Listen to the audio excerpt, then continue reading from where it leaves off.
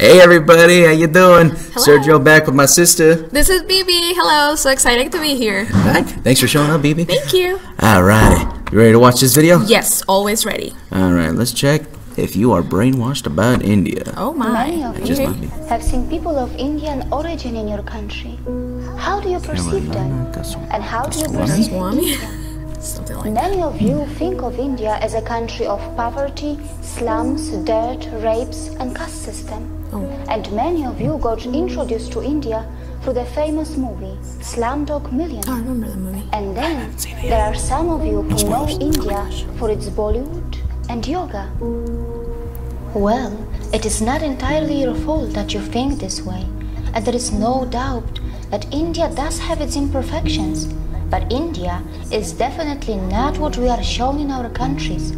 Like many of you, I was also a victim of the mainstream media in my country until I ended up living in India and started to keenly observe this country.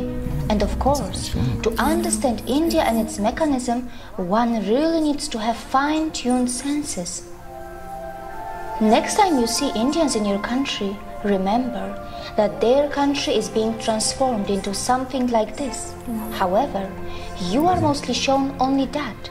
And of course, many of you were never told that for many years India has been one of the fastest growing major economies of the world. Are you worried that Indians are stealing your jobs in your countries? No, you are not fully informed. Perhaps you do not know that Indians are also providing thousands of jobs in your country, and they are doing it in different parts of the world. There are more than 800 Indian companies in the UK, which employ around 110,000 people. In the USA, Indians-owned firms employ more than 600,000 employees. Have you noticed that when the media in the West talks about rapes in India, they rarely talk about the rape rate statistics, and probably it is because India is nowhere close to the Western countries in rape rate. Don't go to South Africa. Yes, I'm aware that while talking about rape, one must consider things like underreporting, marital rape, homosexual rape, false filing, law of rape, conviction rates, and many other factors. And that is why I sincerely recommend you to dig a bit deep into this and analyze where your own country stands before you become a victim of the mainstream or fake stream media. Fake news, By the everybody. way, were you also told that the so-called developed countries do not only have a much higher rape rate, but also their citizens travel abroad to rape the citizens of poor countries? Europe, North America, Australia, New Zealand are some of the main sources of international child sex tourists who perform sex crimes in other countries. Were you also told that many Western women travel abroad to enjoy female sex tourism? And it is difficult to believe that the boys who are hired by these rich women are in some cases not underage. Oh my God. India has always been a multicultural society, and yes, in one way or another, discrimination may exist in India too. But wait, which country is crime-free? Is your country crime-free? Is there no discrimination in your country? India is a country where its minorities are allowed to thrive and grow in numbers and also in percentage. India is a country where many dharmic traditions like Jainism, Sikhism, Buddhism and Hinduism were born. And the people of India have even accommodated the ideologies and religions that did not originate from their own land. When I first heard of Indian caste system in my country through our media, it was not even mentioned that in India, not only the minorities, but also the members from those societies which are also known as low caste, end up becoming presidents, vice presidents, prime ministers, and chief ministers. Yeah, that's what's up. Wow. Has the media in your country told you about this when they talked about Indian caste system to you?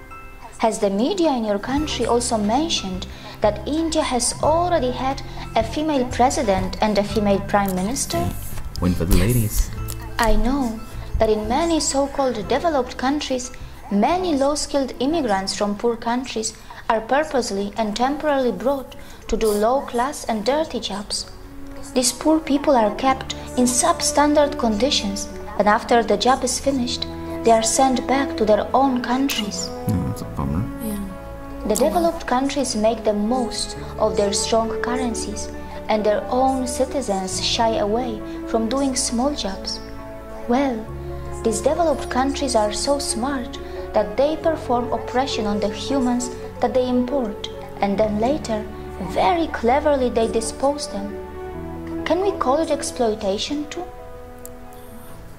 Indians are extremely self-critical, and they are genuinely concerned about their problems. They do have the intentions to fix their problems, and they do not shy away from talking loud against their democratically chosen governments. But you must remember that when Indians talk loud about their problems, it does not mean that they want to replace India for anything else. And it must be pointed out that Indian media has not really started ridiculing the Western countries yet, even though many Western countries love to present themselves as some kind of role models. These Western countries continue to forget that they can also easily be ridiculed for their wealth inequality, crimes, intolerance, rapes, poverty, and even hunger. Perhaps Indians are more interested in self-correction than ridiculing others. For sure, Indians know very well that tragedy is not a competition.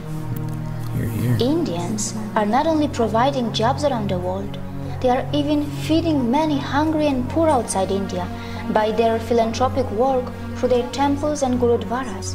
And very importantly, they are not expecting anyone to embrace Buddhism, Jainism, Sikhism, or Hinduism. There is no doubt that India does need to improve its modern waste management infrastructure, as many of its streets continue to look dirty, even though an average Indian produces far lesser waste than an average American or European. Wow. Also, the per We gotta start capita taking notes emissions from from these guys. India I know. are so low in comparison to the USA or China, and Indians are nowhere close to the West when it comes to historical emissions. For all these years, you were told about the poor sanitation of India, but you were never told that Indians were also the pioneers in ancient sanitation system long before the Western countries got civilized. But of course, it shouldn't matter today. Even after 70 years of its independence, India is still not open defecation free. The government of India is running some massive scheme to build millions of toilets, and only time will tell if that is going to be enough or not. Oh my God. Not many people know that when it comes to defecation, some citizens in the Western countries have a strange addiction, or rather a disorder, and this is where Can you a say that? potential Chlorophyll exchange stilla? can take place between India and the West. India can bring the latest sanitation system techniques from the West, and the West can benefit from the authentic yoga from India that can help those Western citizens who are suffering from such disorders or addictions. But of course, it can only happen if the Western societies are brave enough to address their embarrassing problems and not just sweep them under the rug, as it is very well known that such kind of disorders and addictions have been reflecting in the Western adult film industry as well. Oh yeah. Not many people know that India has nuclear weapons, and it is said that India has the fourth strongest military in the world. Oh, But yeah, they do. India I does remember not those believe videos. in muscle flexing like China or the USA, Badasses there. and neither it believes in expansionism. And yes, India is not a world leader in everything. It's not a world leader in earning money by selling weapons. It stands nowhere when it comes to earning money by selling crude oil. However, its space agency ISRO does earn money by sending satellites in space for a very cheap price, fulfilling the satellite dreams of poor countries, and also by helping the advanced countries which want to save money. India is not a leader in the porn industry, and neither it is a top destination for sex tourism. Mostly, Indians are just very simple and kind-hearted people, and only some of them know that their land was the richest in the world for thousands of years, and it was gradually pushed into poverty as it was exploited, looted, and colonized by its invaders and colonizers. And these unfortunate victims, who have just tasted their independence after centuries of oppression and atrocities, are finally rebuilding their country in an extremely democratic environment that may slow down things a bit for them, but at least their system attempts to involve everyone in the rebuilding of their nation.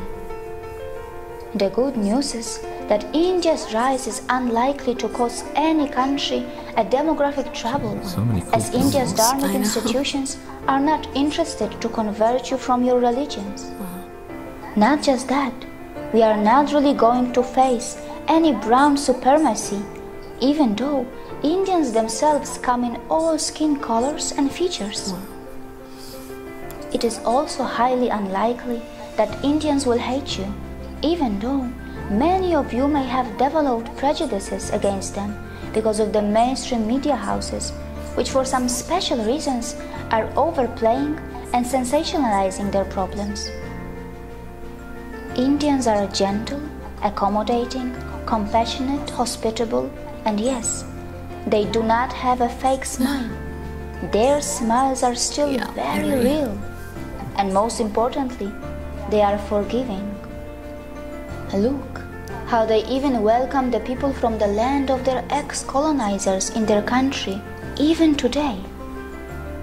Before you comment on India, now I want to go. That the countries which were never colonized will not easily understand what it means to suffer from a post-colonial identity crisis. I just noticed that they're balancing stuff. India may have its imperfections, and in this process of rebuilding, it will make its share of mistakes, and it will learn from them. That's beautiful. Perhaps we also need to learn how to build a relation with Indians on equal terms, with mutual respect, without feeling superior or inferior, while focusing a bit more on ourselves to address our own embarrassing problems. See you again. See ya. God dang. Wow, I'm impressed. Yeah, that was awesome. Yeah, that's good and bad. You don't know, right? Yeah, I learned quite a few things. I know. Anyways, we will be signing off here. If you want to follow us on our social media accounts, I have an Instagram. It's PowerSearch93. And mine is VB Heredia Radio. Excellent. We will see you guys next time.